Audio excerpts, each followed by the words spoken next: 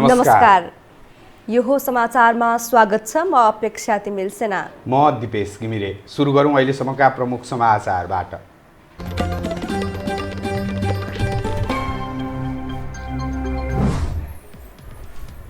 नेपालमा आज एकै दिन 311 सङ्क्रमित थपिए। काठमाडौँका 53 जना। सर्वसाधारणको लापरवाही भने रोकिएन।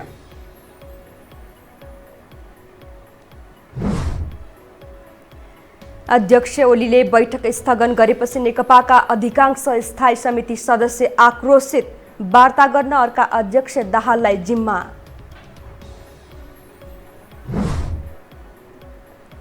पार्टी प्रवेश गरेका पूर्व पञ्च सुनिल थापालाई काङ्ग्रेस सभापतिले गरे भव्य स्वागत। विधान विपरीत पद दिएपछि नेताहरू असन्तुष्ट। लकडाउन हटे पनि व्यापार व्यवसाय लयमा फर्कन सकेन। व्यापार नभएको भन्दै व्यापारी चिन्तित।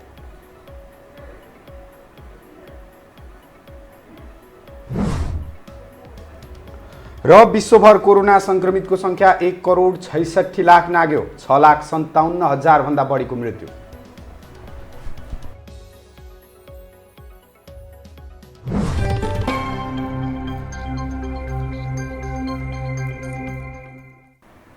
अब समाचार विस्तारमा। नेपालमा कोरोना संक्रमणका कारण ज्यान गुमाउनेको संख्या 49 पुगेको छ। साउन 9 गते मृत्यु भएका बझाङका 65 वर्षीय पुरुषमा संक्रमण पुष्टि भएसँगै नेपालमा संक्रमणले ज्यान गुमाउनेको संख्या 49 पुगेको हो।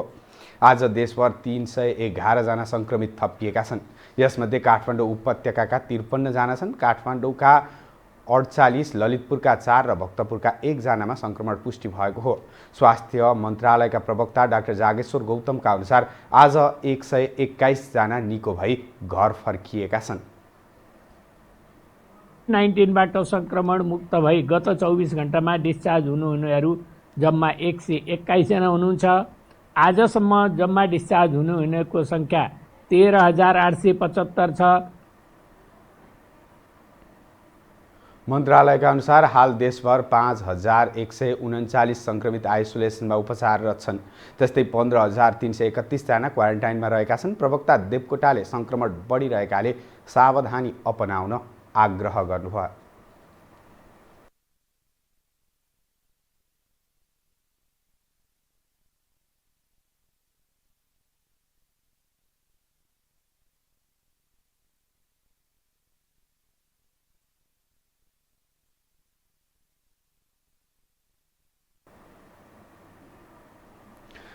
नेकपा अध्यक्ष केपी शर्मा ओली इत्तरका स्थायी कमिटी सदस्यले विधान विपरीत बैठक स्थगित गर्ने निर्णय अनुचित भएको भन्दै विरोध जनाएका छन्। अर्का अध्यक्ष पुष्पकमल दाहाल र वरिष्ठ नेता माधव कुमार नेपाल पक्षका स्थायी कमिटी सदस्यहरूले बैठकले विधान विपरीत ओलीले एकलौटी ढङ्गले बैठक स्थगन गर्नु अनुचित भएको निष्कर्ष निकालेका हुन्। प्रवक्ता नारायण काजी श्रेष्ठले यस अघि नै स्थायी कमिटीले आज बैठक बस्ने निर्णय गरे पनि अध्यक्ष ओलीले स्थगन भएको सूचना प्रवाह गर्नु उचित नभएको बताउनुभयो। उहाँले दाहाल नेपाल समूहका स्थायी समिति सदस्यहरूले अध्यक्षद्वयबीच थप छलफल गरी बैठक सुचारू गर्न दाहाललाई जिम्मेवारी दिने निर्णय गरेको बताउनुभयो।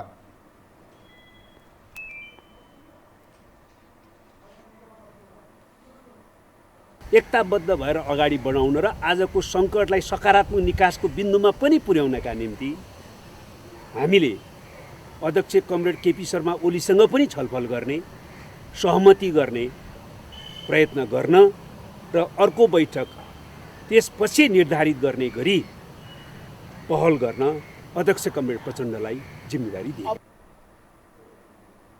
श्रेष्ठले बैठकमा निर्णय गर्नुअघि अध्यक्ष दाहाल र वरिष्ठ नेता झलनाथ खनालले ओलीलाई बैठकमा सहभागी हुन आग्रह गरे पनि ओलीले अस्वीकार गरेको बताउनुभयो।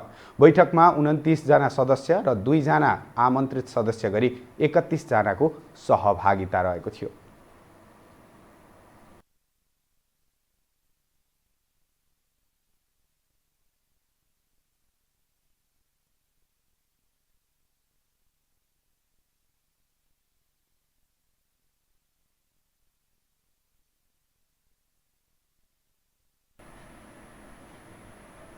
अब बाँकी समाचार। राप्रपाका संस्थापक अध्यक्ष सूर्य बहादुर थापाका छोरा सुनिल बहादुर थापा नेपाली कांग्रेस प्रवेश गर्नु भएको छ।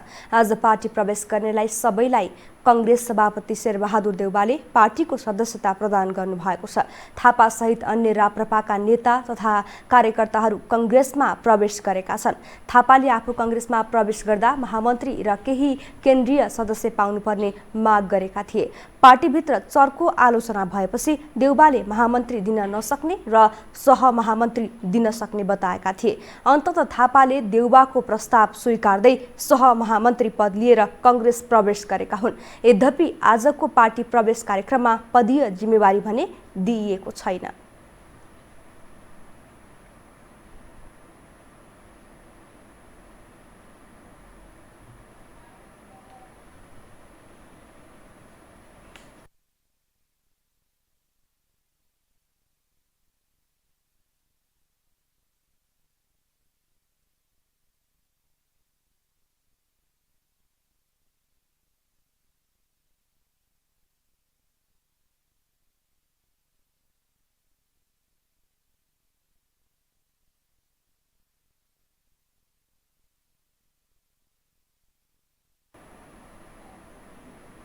विज्ञहरूले कोरोना संक्रमणको जोखिम र त्रास नघटेको बताए पनि सर्वसाधारणले लापरवाही गर्न छाडेका छैनन्।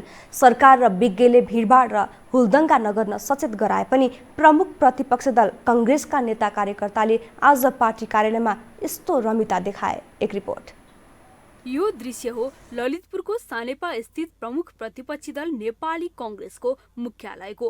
मंगलबार नेता सुनिल थापा सहितका नेता राष्ट्रिय प्रजातन्त्र पार्टी छाडेर कांग्रेस प्रवेश गर्दै गर्दा बाहिर नेता कार्यकर्ता यसरी पार्टी कार्यालय वरपर झुम्मिएका हुन्। कोरोना संक्रमणको जोखिमलाई नजरअन्दाज गर्दै उनीहरू सानेपा पुगेर सयौंको संख्यामा जम्मा भए। न स्वास्थ्य सुरक्षाको ख्याल न सामाजिक दूरीको पालना, तैपनि उनीहरू यस्तो दाबी गर्दै थिए। अब यो यस्तो छ, अब यो चाहिँ सामाजिक दूरी भन्नाले यो चाहिँ अब यो WHO ले पनि यसलाई भन्न सकिरहेको छैन कि दूरी के हो भन्ने। 42 फिटसम्म देखे भनेको छ, 2 मिटरको दूरी भनेको छ। यसलाई दूरीलाई पनि हामीले यसलाई वैज्ञानिक रूपमा लिन सकेका छैनौँ। अब सनाखु हुनुपर्ने भन्ने कुरा चाहिँ अलग रह्यो, तर चाहिँ के हो भने यो कतिलाई दूरी मान्ने भन्ने कुरा चाहिँ यो WHO ले त पत्ता लगाउन सकेका छैन भने हामीले के गर्न सक्छौँ। वास्तवमा हामीले आफै व्यक्तिगत रूपमा चाहिँ सामाजिक दूरी गएर हामी सचेत हुनुपर्ने चाहिँ हो।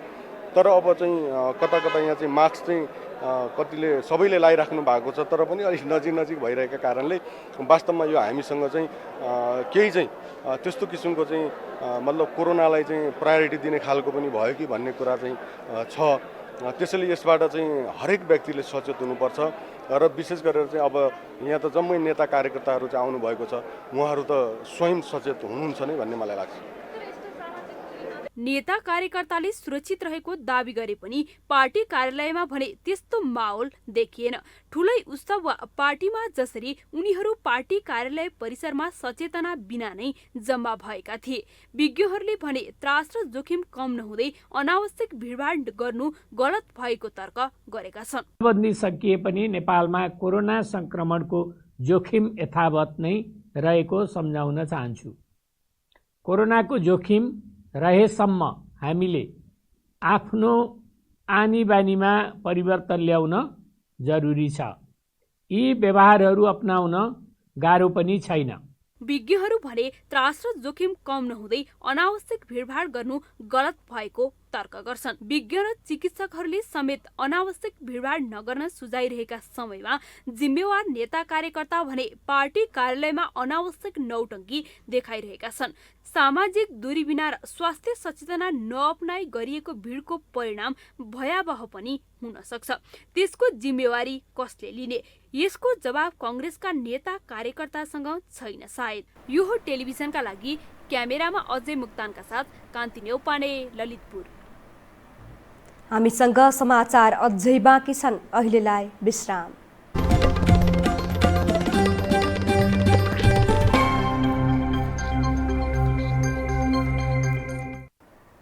विश्रामपछि स्वागत छ। अब बाँकी समाचार। राष्ट्रिय सूचना आयोगले सूचना नदिने 24 जना कार्यालय प्रमुखलाई कारबाही गरेको छ। प्रतिनिधि सभा अन्तर्गतको विकास तथा प्रविधि समितिको आजको बैठकमा राष्ट्रिय सूचना आयोगका प्रमुख सूचना आयुक्त महेन्द्रमान गुरुङले 14 वर्षको अवधिमा सूचना नदिने 24 सार्वजनिक कार्यालयका प्रमुखलाई कारबाही गरेको बताउनुभयो। उहाँले यो अवधिमा आयोगमा 5503 वटा उजुरी आएको र त्यसमध्ये 5279 उजुरी सम्बन्धमा समस्या समाधान गरेको दावी गर्नुभयो। लगभग 75% 75%भन्दा बढी चाहिँ सार्वजनिक निकायले स्वतः प्रकाशन गर्छन् भन्ने बुझिएको छ भने अनि हामीले चाहिँ यसको आधारमा हामीले एउटा आदेश गरौँ। अहिले फेरि आदेश गरौँ हामीले। यो चाहिँ के भने यो कस्तो छ भने यो ऐनले चाहिँ आयोगले दिएको आदेश चाहिँ पालना गर्नुपर्छ भने बाध्यकारी व्यक्त गरेको छ। बैठकमा सांसद महेन्द्र राय यादवले सूचनाको हक स्थापित गर्नमा आयोग र सरकारको गम्भीर ध्यान नगएको बताउनुभयो। उहाँले झारा सरकारले टार्ने हिसाबले आयोग गठन गरेको तर्क गर्नुभयो। त्यसकारण यी सरकारबाट नै एउटा टार्ने हिसाबमा यो सूचना आयोगको गठन गरिएको जस्तो मलाई लाग्छ। त्यसकारणले सरकारको गम्भीर ध्यान हुनुपर्ने हो भने किनकि सूचना हक चाहिँ नागरिकको भइसकेपछि त्यसको लागि मलाई लाग्छ कि सरकारले गम्भीर ध्यान दिनुपर्ने हुन्छ र अहिले आउने ऐन कानुनमा यी प्रक्रियाहरूको सम्बोधन हुनुपर्छ मलाई लाग्छ। सांसद रङ्गमती साईले कोरोना रोकथाम तथा नियन्त्रणका लागि सरकारले खर्च गरेको रकमको हिसाब खोज्दा प्रधानमन्त्रीले नै सूचना नदिएको आरोप लगाउनुभयो। उहाँले यो विषयमा आयोगको कस्तो भूमिका हुन्छ भन्दै प्रश्न गर्नुभयो। जब कोरोना कहर बढ्यो नेपाल सरकारले 10 अर्ब खर्च गर्यो। त्यो 10 अर्बको हिसाब किताब खोज्दै गर्दा सदनमा संसदमा सांसदले एउटा कति खर्च भयो कहाँ भयो भनेर सूचना माग्दै गर्दा हाम्रो सम्माननीय प्रधानमन्त्रीज्यूले अहिले होइन पछि भनेर जवाफ दिनुभयो। यसको लागि हाम्रो यो सूचना राष्ट्रिय सूचना आयोगले यसमा भूमिका के रह्यो त? सांसदहरूले सबै नागरिकलाई सूचनाको हक स्थापित गर्न र त्यसका लागि राष्ट्रिय सूचना आयोगको पहुँच स्थानीय तहसम्म पुर्याउनु पर्ने बताएका छन्। सबै प्रदेशमा आयोगको कार्यालय खोल्न समेत सांसदहरूले सुझाव दिएका छन्।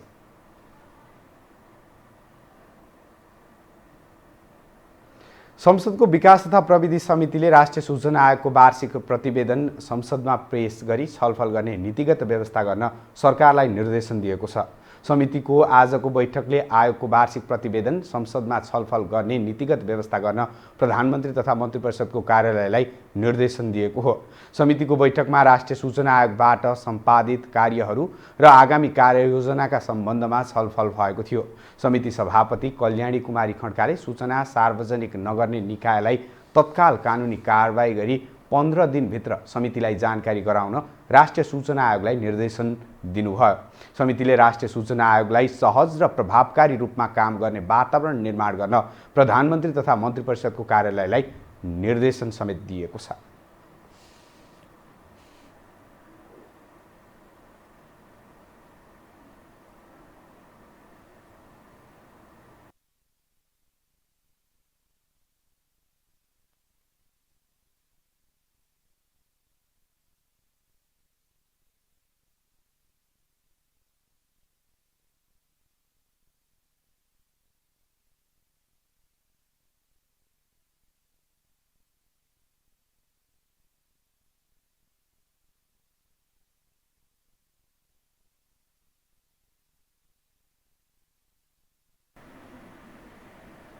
अब बाँकी समाचार।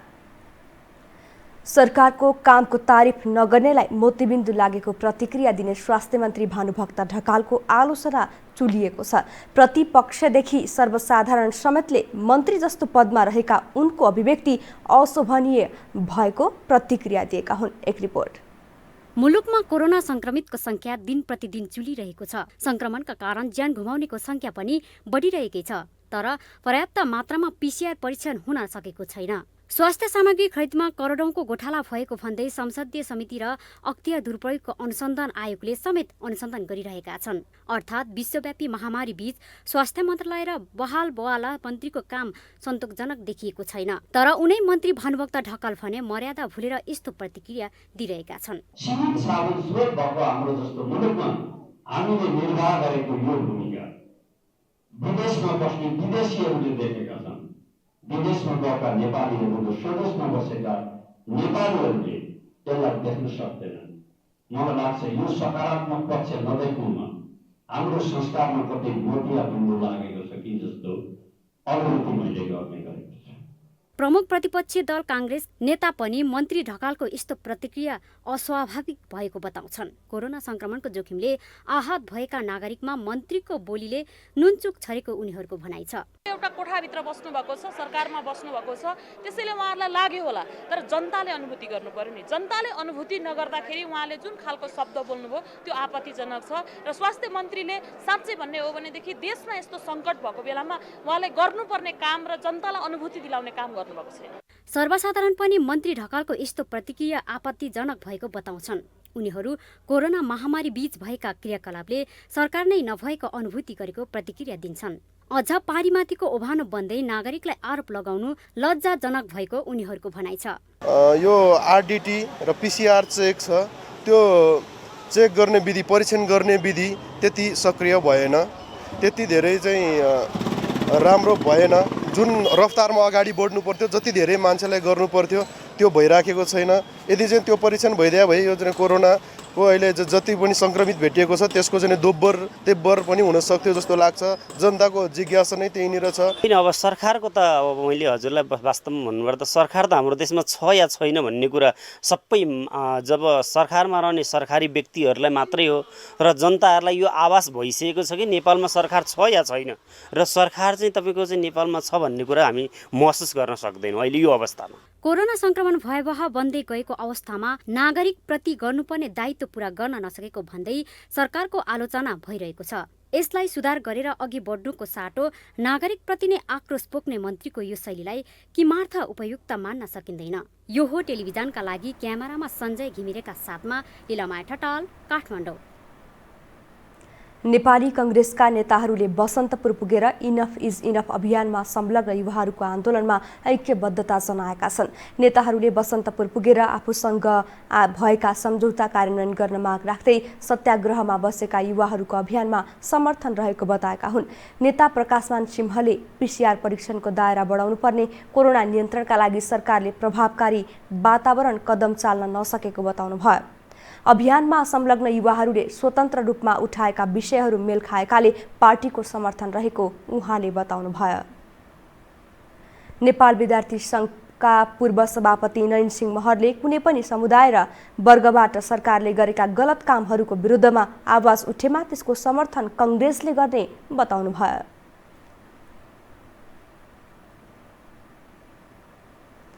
प्रहरीले काठमाडौँको कमलादीबाट बरामद गरेको 15 किलो पहेँलो धातुमध्ये 500 ग्राम मात्रै सक्कली सुन भएको पुष्टि गरेको छ। आज बिहान बरामद 15 किलो पहेँलो धातु परीक्षण गर्दा 500 ग्राम मात्रै सक्कली सुन भएको पुष्टि भएको हो। महानगरीय प्रहरी परिसर काठमाडौँका प्रमुख एसएसपी श्यामलाल गेवालीले 15 किलो पहेँलो धातुमा आधा किलो मात्रै सुन भएको बताउनु भयो। बाँकी 14.5 किलोग्राम चाँदी र बाहिर जलप लगाएको पुष्टि भएको पत्रकार सम्मेलन मार्फत बताउनु भयो।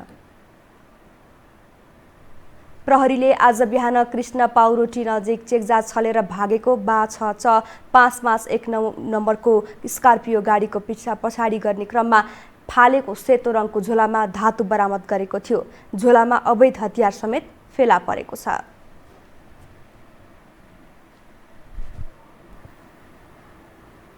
अब पालो आर्थिक समाचारको।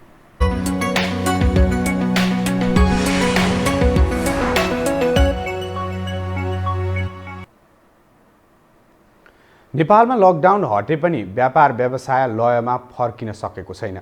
ग्राहक नआउँदा काठमाडौँको न्यू रोडका व्यापारी उदास मुद्रामा भेटिन्छन्। एक रिपोर्ट।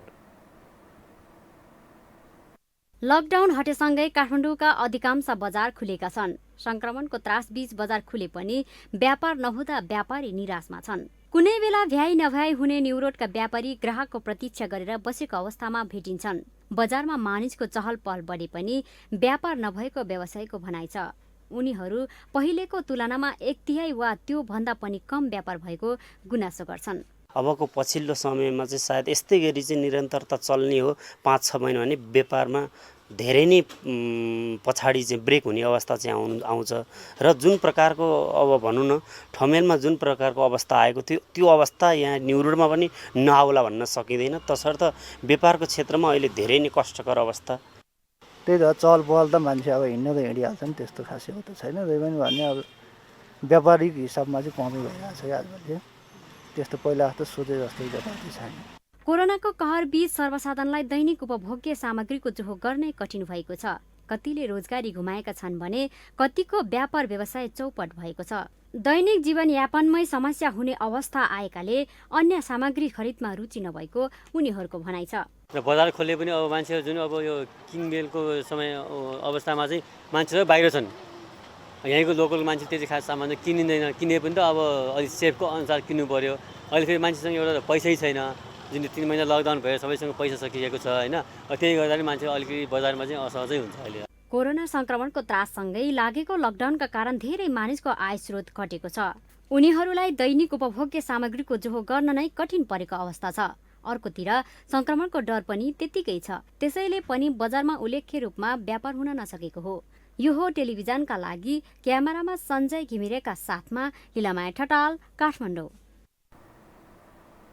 हामीसँग अन्तर्राष्ट्रिय र खेल समाचार अझै बाँकी छन्। अहिलेलाई विश्राम।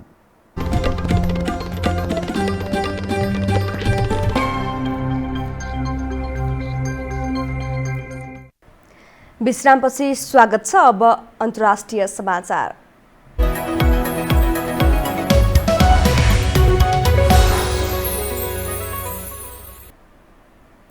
विश्वमा अहिलेसम्म 1,66,00,000 बढीमा कोरोना संक्रमण पुष्टि भएको छ। संक्रमित मध्ये 6,57,000 भन्दा बढीको मृत्यु भएको छ भने निको हुनेको संख्या 1,02,00,000 नाघेको छ। सबैभन्दा बढी प्रभावित अमेरिकामा संक्रमितको संख्या 44,34,000 नाघेको छ भने 1,50,000 भन्दा बढीको मृत्यु भएको छ। भारतमा पछिल्लो 24 घण्टामा अमेरिका र ब्राजिलमा भन्दा धेरैको मृत्यु भएको छ। भारतमा 14,93,000 भन्दा बढी संक्रमित भएका छन्। 33,500 भन्दा बढीको मृत्यु भइसकेको छ।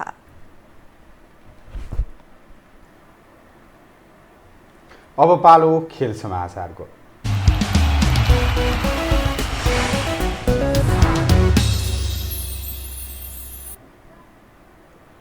राष्ट्रिय खेलकुद परिषद राखेपको सदस्य सचिवमा रमेश कुमार सिलवाल नियुक्त हुनुभएको छ। युवा तथा खेलकुद मन्त्रालयले मन्त्रालयकै सचिवको नेतृत्वमा गठन गरेको 3 सदस्य समितिले सिफारिस गरेका व्यक्तिहरूमध्येबाट रमेश कुमार सिलवाल राखेपको 19औं सदस्य सचिवमा नियुक्त हुनुभएको छ। मन्त्री परिषद बैठकको निर्णयबाट सिलवालले सदस्य सचिवको जिम्मेवारी पाउनु भएको हो। गत साता दरखास्त आह्वान गरे अनुसार निवर्तमान सदस्य सचिव रमेश कुमार सिलवाल सहित 25 जनाले आवेदन दिएका थिए। नवनियुक्त सदस्य सचिवको कार्यकाल आगामी 4 वर्षका लागि हुनेछ। यसैबीच सर्वोच्च अदालतले राष्ट्रिय खेलकुद परिषद राखेपको सदस्य सचिव रमेश कुमार सिलवाललाई नियुक्त गर्ने सरकारको निर्णयमा कारण देखाउ आदेश जारी गरेको छ। सर्वोच्चका न्यायाधीश आनन्द मोहन भट्टराईको एकल इजलासले राखेपको सदस्य सचिवमा सिलवाललाई नियुक्त गर्ने निर्णयमा कारण देखाउ आदेश जारी गरेको हो। खेल समाचारसँगै हामी यो समाचारको अन्त्यमा आइपुगेका छौँ। जाँदा जाँदै प्रमुख समाचार पुनः एकपटक।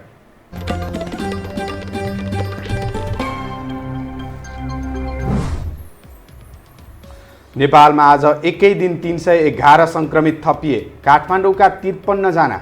सर्वसाधारणको लापरवाही भने रोकिएन।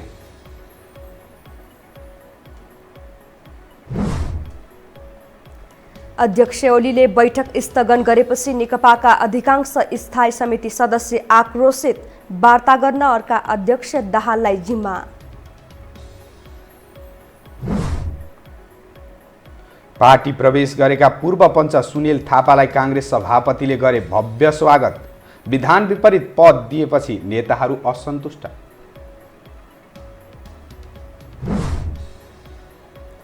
लकडाउन हटे पनि व्यापार व्यवसाय लयमा फर्कन सकेन, व्यापार नभएको भन्दै व्यापारी चिन्तित।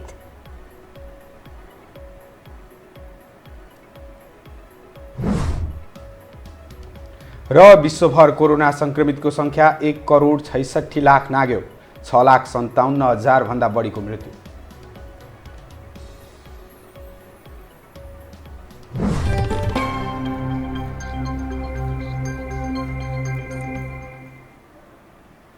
हवस् त यो समाचार सकियो। समाचार बुलेटिनका साथै यो टेलिभिजनका सम्पूर्ण कार्यक्रम यो खबर.com युट्युब र फेसबुकमा पनि पढ्न र हेर्न सक्नुहुनेछ।